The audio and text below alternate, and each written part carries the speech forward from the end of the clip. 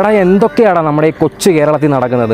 ഒരു ഭാഗത്ത് അരുങ്കൊല, മറ്റൊരു ഭാഗത്ത് കുറേ പേര് സംഘം ചേർന്ന് ഒരാളെ തല്ലിക്കൊല്ലുന്നു. എടാ ഒരു മരം വെട്ടിയാൽ പ്രകൃതി സംരക്ഷണത്തിൻ്റെ പ്ലക്കാർഡും പൊക്കിപ്പിടിച്ച് മാർച്ച് ചെയ്യുന്ന ഈ നാട്ടിൽ എന്തുകൊണ്ട് ആ മനുഷ്യർക്ക് സംരക്ഷണം കിട്ടുന്നില്ല? അതെ, ടീച്ചർമാർക്ക് പിള്ളേർ തല്ലിക്കൂടാ, കേസാവും കേട്ടോ. എന്നാൽ ഇവരുടെയൊക്കെ മാതാപിതാക്കന്മാർക്ക് ഇവരെ IAS ആക്കണം, IPS ആക്കണം, ഡോക്ടറാക്കണം.